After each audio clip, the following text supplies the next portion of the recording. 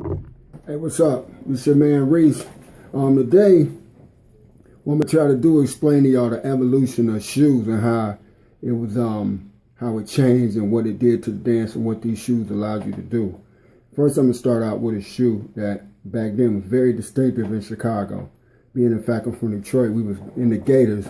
Well, Chicago, they was in the snakes and lizards and cobras and stuff like that. They wore gators too, but they principally love the skin. So what I'm gonna do is show you the first shoe and how it evolved into something else. This is what you call a 40. You know what I'm saying? 40 shoe was probably the most dominant shoe in Chicago and a few other cities.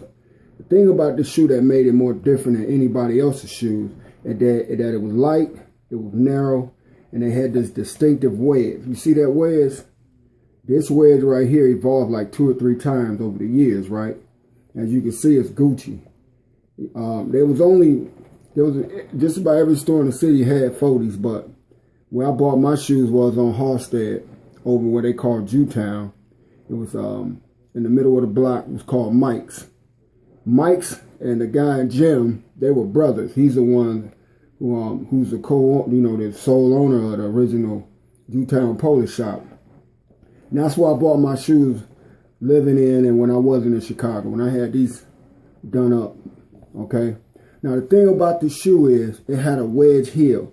This wedge heel was very narrow and it was very slick. So if you didn't know how to navigate these shoes, trust me, it's like wiping yourself off on a skateboard or a surfboard. Now, in the front of these shoes, you notice that they're real narrow. That's why guys dance so quick, because they stayed on the front of their feet. This never really hit the floor. Now, unless they moving or they sliding or they gliding across the floor. Now, over the years, this shoe changed the heel. It's like the first edition. Most of the time, you see a lot of Hispanics wearing the shoes because they adapted that style and they always in a shortcut boot, right? This was a classic. He came in, this was David Eaton's. David Eaton came in and slid in around same time 40 started doing this thing. This is a gator loafer. So a lot of guys wearing loafers back then. But notice the shoe, the heel was very narrow. It was flat, but it was narrow. Okay. Then when the original 40 came in these skins. See that? Mike's. It says Mike's on Halstead Street. The heel was still narrow. It was still narrow. But it came in all these colors, which I'm going to show you in a minute.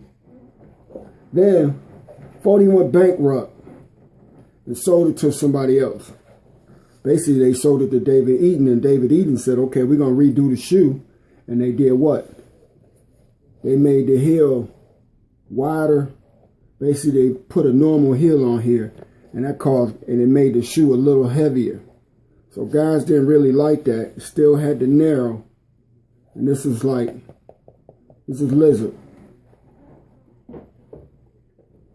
Then 40 just stopped really making the shoe because they couldn't keep it floating. Then these shoes came, the David Eatons.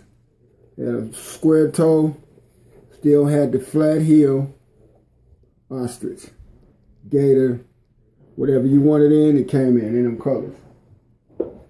Then along the way, we started wearing Maris. Now, Maris shoes are very durable, expensive, but these shoes right here are like a tank. You cannot wear these shoes. You can wear them down, but you'll never wear them up.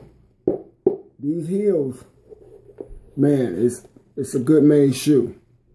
Stitching, triple stitch shoes. You don't see too many shoes that's been stitched 3 times. Then the evolution of the gator came, and then we started wearing what Chicago called and everybody called hornbacks. That's the long boy. Now the difference from this shoe, you can't do what you do in these shoes with a regular pair of shoes because you got all of this. And this shoe, when I first get them, I take them and I smash them like this and I keep them like that for at least 2 or 3 weeks because you cannot break these in. These shoes are probably 10 years old and I still haven't broken them in. I wore them I don't know how many times. Okay? Then, that's what happened. We started wearing these shoes, and then we started wearing them in sandals. I had these done. It's about $1,000. But over the years, and that's why I dance so much on the front of my feet, because I evolved out of these heels. And then you can see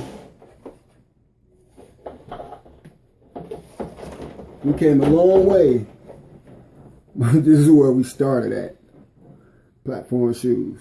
I still love these shoes. These shoes are comfortable. It's like dancing in a Mercedes Benz. These shoes, they may look like they look, but I love them. Then you can see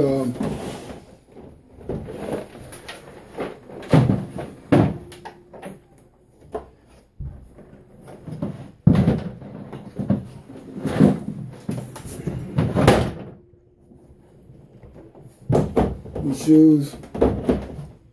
They have a multitude of colors. These shoes are 30 years old, and they look brand new still. This is the yellow one. Green, red, and I got black, blue, and a few others somewhere else. And we're gonna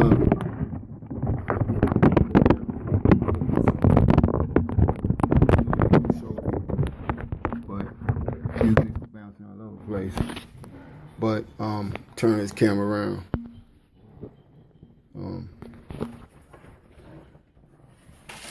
Right here, where I keep my shoes in. You know, as you can see, a lot of shoes. You know, my street shoes, my boots. Got some tennis shoes in there, Timberlands, bunch of shoes. But that's how that all went down, man. So that's one of the things that I know about shoes when it comes to this dance. Y'all be good.